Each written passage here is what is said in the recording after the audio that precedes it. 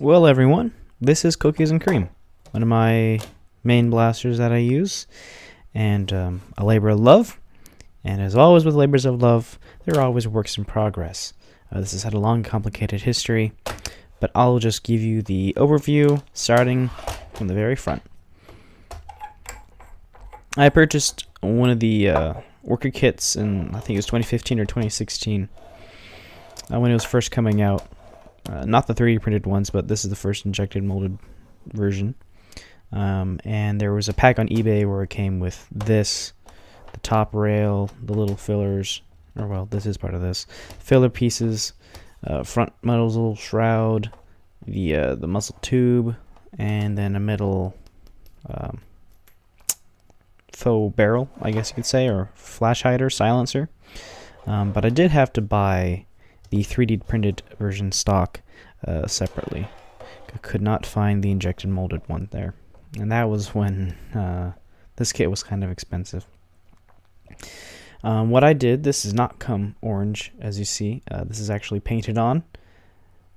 I sanded it down, primed it, and then painted it nice candy yellow so that you're all safe for the most part. And let's see here, what else? Yes, these flip-up sights I got from my local airsoft store recently, or actually not recently, but midway between when I started this build and now, I guess you could say. Yeah. We also have a sling point over here. We've got these triggers, the extended magwell or mag release.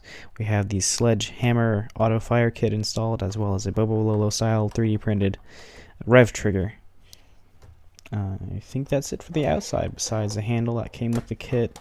These 3D, not 3D printed, but Picatinny things came with the kit. I have a voltmeter here that I kind of sloppily put on. Should have paid more attention when I was cutting. On the flip side here, we have a Jace 3D printed battery door. And inside I have a strip of Velcro with an XT60 connector.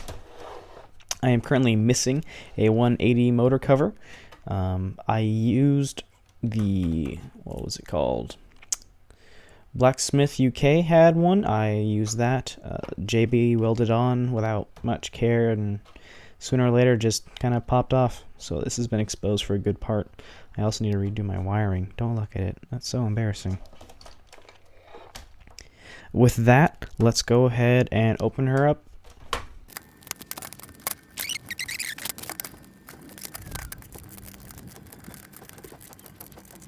Now that we have her open, I do have to disconnect one part here, and that is this Dean's connector that goes to the voltmeter. I forgot to mention on the other side here that there is a button that activates the voltmeter and tells you what the battery level's at. Alrighty, once again, from the front, I have the black steel props canted flywheel cage, and yes, that brass is mandatory for this kit in order to work. I've got cyclone wheels, and underneath I've got the 180 motors from the new ones, the Neo Hellcats from Make Test Battle. Next up is this 3D printed wire guide with a voltmeter mount. I did not think ahead actually about implementing the voltmeter onto here. Plus, I didn't really think it would work anyway, since the Picatinny rail kind of covers it. But now that I've taken it out into battle a couple times, it was really hard to see my voltage whenever I tried it in the sun. So maybe some of that shade from the rail could have maybe helped there. Next up, we have the Dean's connector and a MOSFET. These power the flywheels, and these are on Dean's connector so that I can swap these out for better builds. I am actually considering now a better build instead of running these off of very amperage dependent motors. In conjunction with these two, I also have a Honey Badger powering a sledge fire kit, the one you get from what is it? Lightake or NF Strike. Yeah, the trigger is part of that. The wiring is set up so that this has motor braking. I really want to try to get this working with an auto stop, kind of like what the stock Rapid Strike does. Next up here we have a clicky on style switch and another Dean's connector in order to connect to the other side of the battery or shell of the blaster. Let's see here. Why don't we give you guys a good look at this while I talk about the history of this blaster. So first, when I got this blaster, of course, it was stock. I think I got it on Amazon, or I just went into Target and bought it, because why not? That blaster first ran on trust fires and stock motors. But that was only after I had to rewire it with the 16 gauge wire. And then I put on the Umron style clicky switch too. After that, I received the worker kit, slapped it on, put in the mag release. I put on actually worker wheels instead of the containment group because they didn't have these a few years ago. Worker wheels worked pretty good. I also at the time had an extended pusher instead of this auto one. With that all done, I painted the blaster, and I had a red dot sight instead of the flip-up ones over here. With that, I wasn't done yet, so I upgraded to 180s. These are just generic Hoppy King RC motors or whatever.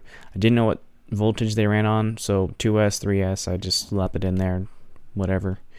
But still, at that time, they were running on truss fires. I also had the 3D printed UK Blastersmith motor cover, and that was still on there. Then something happened when I was doing some internal stuff. The worker wheels, I pressed them too hard into the stock cage and they melted. So I decided to take the opportunity and buy the black steel props cage and new worker wheels. With that, I also bought from my local airsoft spot a non-swiveling Picatinny sling point and a sling from the place as well. After that, I posted my Nerf Haven thread about this whole thing, or at least what it was at the time, and decided to switch up to LiPo, so I did. I used that in a few Nerf wars with my friend, and after a couple years I bought flip-up sights. I bought the worker swiveling sling point, where it be it. Yes, I bought this thing. I like it a lot. Then at that same time I also bought the sledgehammer kit, the Bobololo style trigger, which has been kind of broken. I gotta find the piece and glue it on, or just get a new one. Also, I wired up my blasters so that I can use MOSFET and the Dean connectors here and here. Got the voltage meter running, more Dean's connectors. Then also I put in the Make Test Battle motors. And then after that I had one more. The video I actually have after that, I put in this 3D printed voltmeter and wire guide. Yeah, this has been pretty fun. I held together pretty much at that time when it first started out with JB Weld. I now have some better epoxy that I use. And everything has been great. Everything's soldered up, shrink wrapped, except for maybe this one terminal. And I do not want to do that because the soldering gun is in the garage. This is a pretty fun build. I really like it. There is a lot of cutting with this with this pusher system. You have to grind sand a bit in order to make all the gears mesh. You have to cut this kit itself because any level of this pushing up against on the ridge of this part here would cause the teeth to stick. So you just kind of have to shave away at an angle so that it doesn't do that. What else? This is pretty cramped. The wires that they give you in the kit aren't really sufficient with what this motor requires, and still this switch, once it breaks, I'm getting a better one. I don't know a way of running the sledgehammer kit on a MOSFET, so this will have to do for now. This is the kit they give you. Might be upgrading to one of the better ones. We'll see. We'll see how long this lasts. For now, it works fine. Great. I still have feeding issues. You might see that in the video I'll have up in a moment. Whenever I stick in a magazine, maybe it's just... Oops, well, come on here. Maybe it's just this pusher being stuck out. It doesn't want to retract. I think I really need a guide that will push the dart down more so that it can slip under into the holder. Either that, or I'll just get another cage, extend the tubing out a little more, and have a dart guide on the top edge. So that way it'll feed a little bit more reliably. Yeah, so I'll show you a video of it in action. Thank you very much for watching.